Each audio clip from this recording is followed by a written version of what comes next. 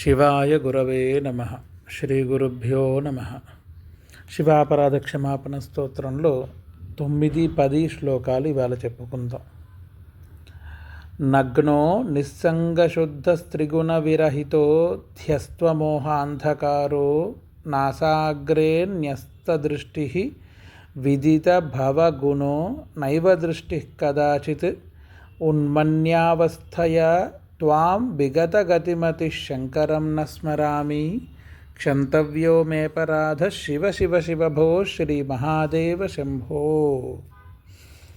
దిగంబరుడై నానావిధాల సంఘాలని పరిత్యజించి శుద్ధుడై త్రిగుణ రహితుడై తపస్సు చేసుకుంటున్న నీకై తపస్సు చేస్తున్న సన్యాసుల్ని భిక్షాకుటుకుల్ని చూసి నేను ఎన్నడూ నమస్కరించలేదు స్వామి. పోనీ వారిని చూసి, అంటే తిరువన్నామలలో మనం వెళ్తే చాలామంది సన్యాసులు అక్కడ ఈశ్వర స్మరణలోనే దిగి ఉంటారు, ఎప్పుడూ నిమగ్నులై ఉంటారు. వాళ్ళని చూస్తే అక్కడ చాలామంది ఉన్నారు, ఇప్పటికి కూడా ఉన్నారు. ఇదివరకు చాలామంది ఉండేవారు, ఇప్పుడు కూడా కొంతమంది. మౌనస్వామి గారిని నిరుతి లింగం దాటిన వెంటనే కుడి చేతి వైపు కొంచెం ముందరికి వెళ్తే ఒక ఆశ్రమం లాంటిది వస్తుంది. ఆయన వయసు 65 సంవత్సరాల పైబడే ఉంటుంది. ఇంతవరకు మౌనం. శివపంచాక్షరి నామం తప్ప ఆయన నోటి వెంట ఒక్కసారి కూడా మాట్లాడలేదు ఆయన జీవితంలో. అలాగా చాలామంది ఈశ్వరారాధన చేసుకుంటూ ఈశ్వరుల్లో లీనమై ఉంటారు. వాళ్ళని చూసి నేను ఏనాడు నమస్కరించలేదు స్వామి. వాళ్ళు భిక్షాటనకై తిరుగుతున్నవారా లేదా స్వయంగా నీ ఆరాధన చేస్తున్నవారా అనేది నేను ఎన్నాడూ అర్థం చేసుకోలేకపోయాను. ఎందుకంటే మోహాంధకారు, ఈ బయట ఉండే మోహాంధకారాల వల్ల నేను ఎవరిని నమ్మాలో ఎవరిని నమ్మకూడదో నాకు తెలియలేదు. అలాగే పోనీ అలా వాళ్ళని నమ్మలేదు, కానీ నాకు నేనే న్యాసాగ్రే దృష్టి అంటే కళ్ళు మూసుకుని దృష్టి ఏకీకృతం చేసి ధ్యానం చేయడం అంటాము. కళ్ళు మూసుకుంటే అటు ఇటు విచారం వెళ్తుంది అన్నప్పుడు గురువుల దగ్గర అడిగితే గురువు చెప్పే మార్గం భ్రువోర్ మధ్యంలో నీ దృష్టిని పెట్టు కళ్ళు మూసుకుని. ఒకవేళ అక్కడ దృష్టి నిలవలేకపోతే రెండోది నీ ముక్కు యొక్క నునుని, అంటే ముక్కు యొక్క చివరిని చూస్తూ ధ్యానం చేయి. దాని మీద దృష్టి అలాగే ఉంచు. కొంచెం ఇబ్బంది పడతావు, కానీ దాని మీదే దృష్టి ఉంచితే దృష్టి అక్కడ ఉన్నంతసేపు మనస్సు వేరెక్కడికి వెళ్ళడానికి ప్రయత్నించదు. పోనీ నేను అలా ఏమైనా సాధారణ రూపంలో ఇది అంటారు, సాధారణ ప్రయత్నంలో నాసాగ్రం దృష్టి పెట్టుకుని ధ్యానం చేయడం మొదటి పద్ధతి. దీనికన్నా కొంచెం పై పద్ధతికి వెళ్తే ఎదురుకుండా ఒక దీపం పెట్టుకుని దాన్ని చూస్తూ ధ్యానం చేయడం. అంతకన్నా ఒక పై పద్ధతి అంటే కళ్ళు మూసుకుని విచారాలు ఏవి రాకుండా, వ్యవహారాలు ఏవి విషయంలోకి రాకుండా, బుద్ధి పరిజ్ఞానం, బుద్ధి చంచలత్వం లేకుండా ఏకాగ్రత స్థితితో ధ్యానం చేయడం. అంతకన్నా ఒక స్థాయి పైన అంటే భ్రువోర్ మధ్యంలో, అంటే కనుబొమ్మల మధ్యలో ఆజ్ఞాచక్రం ఎక్కడైతే ఉంటుందో అక్కడ బుద్ధిని, మనస్సుని, దృష్టిని ఏకాగ్రతం చేసి తపస్సు చేయడం. ఇలాగా దాంట్లో చాలా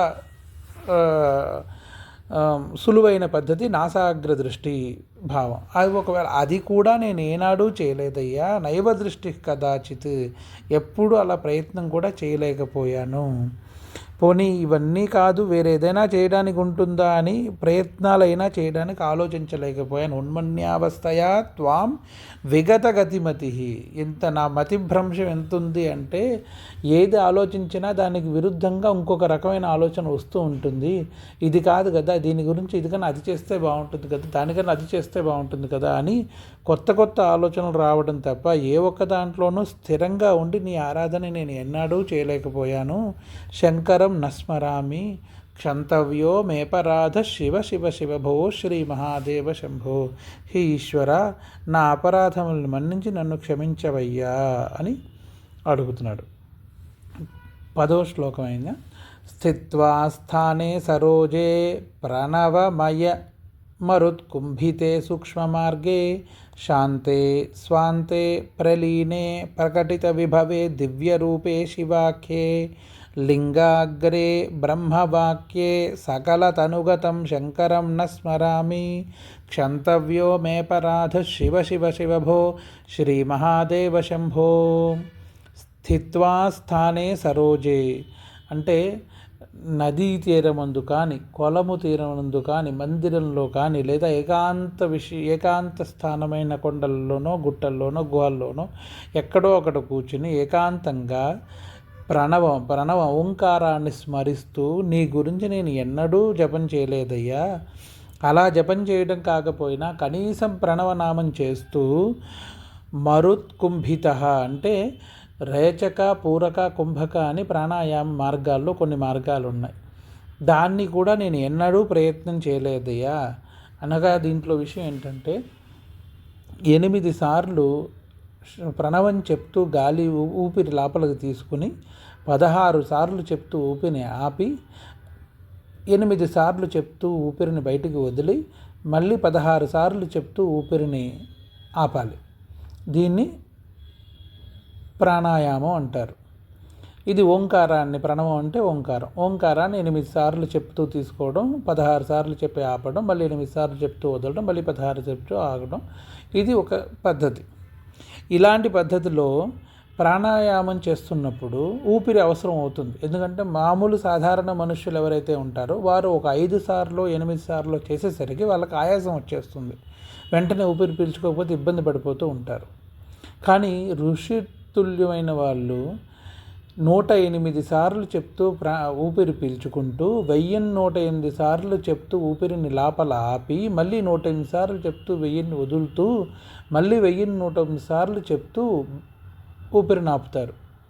మనం ఎలా అయితే 8-16 సంఖ్యలో చేస్తామో అలా వాళ్ళు 108, 1108, 108, 1108 సార్లు చేసేటప్పుడు సూక్ష్మ మార్గంలో వాళ్ళ ప్రాణాయామ గాలి ఒంట్లోకి వెళ్ళి వస్తూ ఉంటుంది ఆగకుండా. అది చాలా పై స్థాయి ప్రాణాయామ శక్తి. దాన్ని సమాధి స్థితి అని అంటారు. దీన్ని చేయడానికి చాలా నియమాలు ఉంటాయి. ప్రాణాయామ, ప్రత్యాహార, ధారణ, ధ్యాన, సమాధి, అష్టాంగ యోగానుష్ఠాన నిష్ఠ అని శంకరాచార్యుల వారిని ప్రార్థన చేసేటప్పుడు ఉంటుంది. యమ, నియమ, ఆసన, ప్రాణాయామ, ప్రత్యాహార, ధారణ, ధ్యాన, సమాధి అని 8 స్థాయిలు ఉంటాయి. అలా సమాధి స్థాయిలో ఉన్నవారికి అదంతా అవుతుంది. నేను కనీస స్థాయిలో కూడా ఎప్పుడు అలా ప్రాణాయామం కుంభకం చేసి సూక్ష్మ మార్గంలో నిన్ను చేరే ఆలోచన ఎప్పుడూ చేయలేదయా.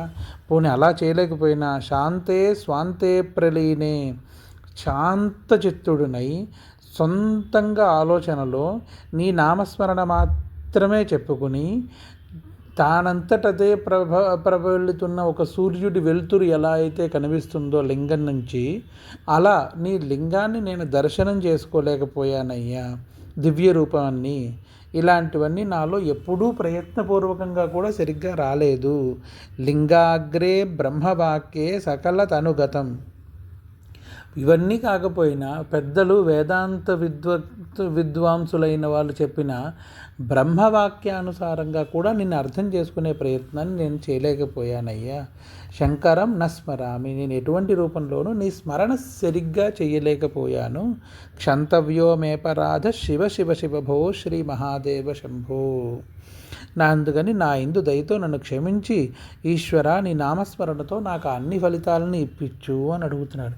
ఇక్కడ నేను అది చేయలేదు ఇది చేయలేదు అని చెప్పడంలో సూక్ష్మార్థం ఏంటంటే, చేశాము కానీ ఎంత మనస్ఫూర్తిగా చేశాము, ఎంత వివరంగా చేశాము, ఎంత శాస్త్రానుసారంగా చేశాము, ఎంత శుచిగా చేశాము అనేది ఉంటుందన్నమాట. అదే ప్రతి స్థానంలోనూ ఉంటుంది. దాన్నే ఇక్కడ చెప్తున్నారు. నేను అలా చేయలేకపోయాను, ఇలా చేయలేకపోయాను అని. దాన్ని అలాగే అర్థం చేసుకోవాలి. శివాయ గురవే నమః.